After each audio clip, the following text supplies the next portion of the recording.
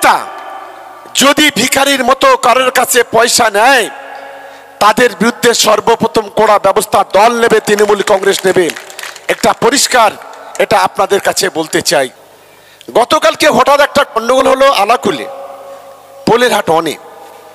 আমাদের ছেলেরা জিরেনগাছা হসপিটালে এসছে ট্রিটমেন্ট করতে। সেখানে কগাছা আইএসএফকে হাজির। আমরা সবে ভাবছিলাম যে এবার আমরা যাব, তারপরে পুলিশ বলল যে ওরা পালিয়ে গেছে, নেই আর এখানে। এখনো পর্যন্ত রক্ত ঝরানোর ইচ্ছা, এখনো পর্যন্ত খুন খারাপির নেশা মাথা থেকে যায়নি, এখনো পর্যন্ত ভাঙনের এত কিছু হওয়ার পরে লজ্জা হয়নি, শিক্ষা হয়নি। আমি তাই তাদেরকে বলছি, আমি অনুরোধ করছি, এখনো সময় আছে, এখনো শিক্ষা নিন, না হলে আগামী দিনে চরম মূল্য কিন্তু আপনাদেরকে দিতে হবে।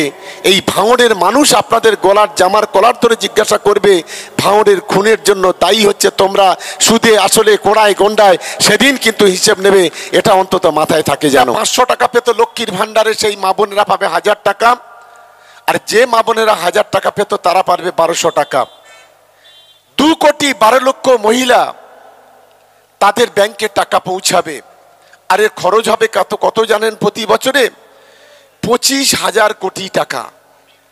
এই টাকা কোনো বিজেপির টাকা নয়, কেন্দ্রীয় সরকারের টাকা নয়।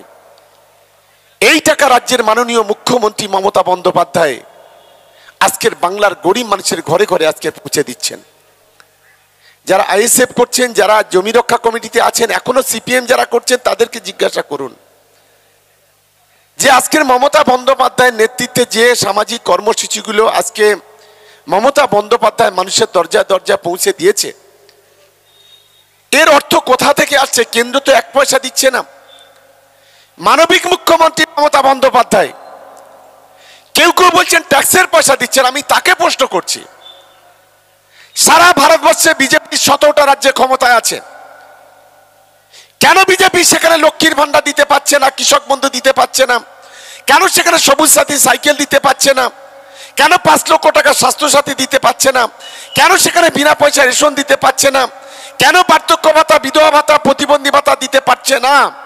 এই প্রশ্ন আমি যারা আজকে ট্যাক্সের কথা বলছে, আমি তাদেরকে প্রশ্ন করতে চাই। কারণ মুখ্যমন্ত্রী মমতা বন্দ্যোপাধ্যায় একটা মানবিক মুখ আছে, একটা দয়া মায়ার শরীর। তিনি সর্বসময় চেষ্টা করেন বাংলার 10 কোটি মানুষের পাশে কিভাবে দাঁড়াবো, তাদের কিভাবে উপকার করব, তাদের কিভাবে সাহায্য করব। এটা মমতা বন্দ্যোপাধ্যায়ের কাজ। নওশাদ সিদ্দিকীকে জিজ্ঞাসা করুন তো আপনারা, যে আজকে যেভাবে গরিব মানুষের নাবিশ্বাস উঠছে, আজকে নিত্য প্রয়োজনীয় জিনিসের দাম যেভাবে বাড়ছে, চাল, ডাল, সর্ষে, নুন, আদা, পেঁয়াজ, সবকিছুতে, পেট্রোল, ডিজেল, কেরোসিন, আজকে যেভাবে দাম বাড়ছে, কেন আজকে নওশাদ সিদ্দিকী বিজেপির বিরুদ্ধে একটা কথা বলতে পারছে না? কারণটা কি জানেন? 7 জন সিআইএসএফ নিয়ে ঘুরছে, এটা হচ্ছে কেন্দ্রের বিজেপি সরকারের দেওয়া। যে পার্টিটুকু উনি করেন, আমি যেটুকু মনে করি, সেই টাকা বিজেপি সরকারের দেওয়া, বিজেপি নেতাদের দেওয়া। ফলে উনি বিরোধিতা করতে পারবেন না, এটা আমি চ্যালেঞ্জ করে বলছি, অন ক্যামেরা যেখানে বলে যাচ্ছে। তাই ভাঙড়ের মানুষের কাছে আবেদন, আমি শুধু এখানে যারা আছে তারা নয়, আমার সমস্ত মা বোনেদের, ভাইদের কাছে, দাদাদের কাছে, আমার পিতৃতুল্য মানুষ যারা আছেন, আমি তাদের কাছে অনুরোধ করতে চাই, আপনারা তো 3 বছর দেখেছেন আইএসএফকে ভোট দিয়েছেন, কতটা উন্নয়ন হয়েছে, কতটা শান্তি ফিরেছে আপনারা দেখেছেন। আপনারা লোকসভা নির্বাচনে মমতা বন্দ্যোপাধ্যায় জোড়াফুলকে ভোট দিন, সায়নী ঘোষকে ব্যাপক ভোটে জেতান। আগামী 1.5 বছর উন্নয়নের দায়িত্ব আমাদের কাঁধে তুলে নিলাম, এটা আমি আজকের পরিষ্কারভাবে এখানে ঘোষণা করছি।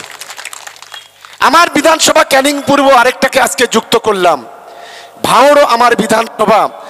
আমার বিধানসভায় যে উন্নয়নটা হয়েছে, ভাঙড় বিধানসভায় সেই উন্নয়ন যদি না করতে পারি, আমি কথা দিয়ে যাচ্ছি যে আগামী 26 সালের আগে আমরা ভোট চাইতে আর আপনাদের কাছে কোনো দিন আসবো না।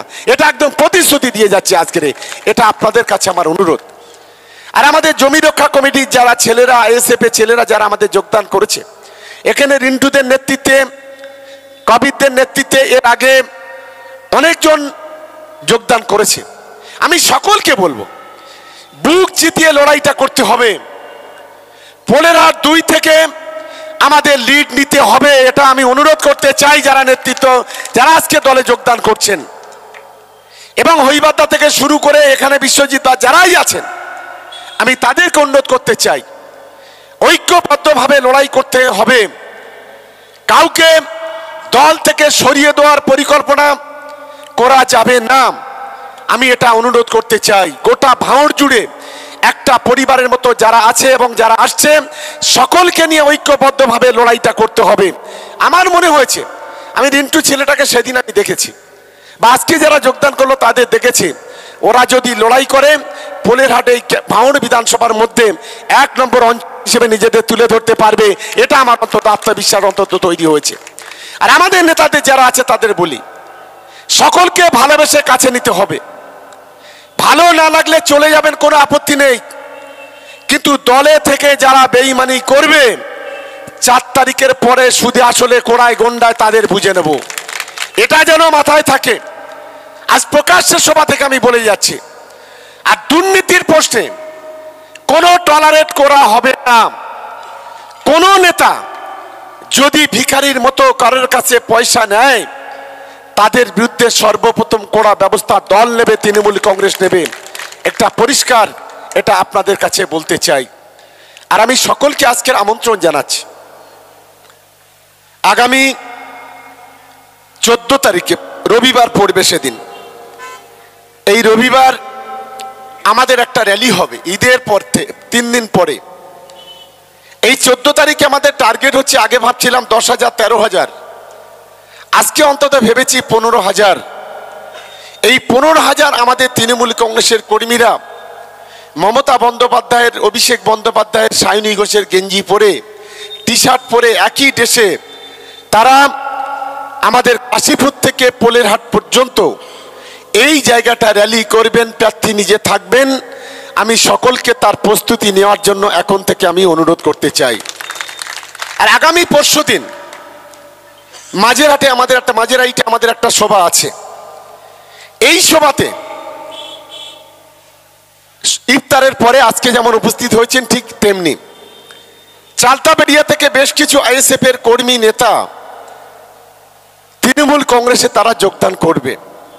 তাদের সঙ্গে আপনার কথা হয়েছে, তারা বলছে দাদা, ভালো মানুষ যারা, বুদ্ধিমান মানুষ যারা, রাজনৈতিক সচেতন মানুষ যারা, তারা এই পার্টিটা কেউ করবে না, কেউ থাকবে না ওদের সঙ্গে, সব চলে আসবে একের পর এক। আমরাও সিদ্ধান্ত নিয়েছি আমরা আপনাদের দলে যাব। আমরা তাদেরকে ওয়েলকাম করছি, যারা দলে আসবেন বলছেন। আমি চাই গোটা ভাঙড় জুড়ে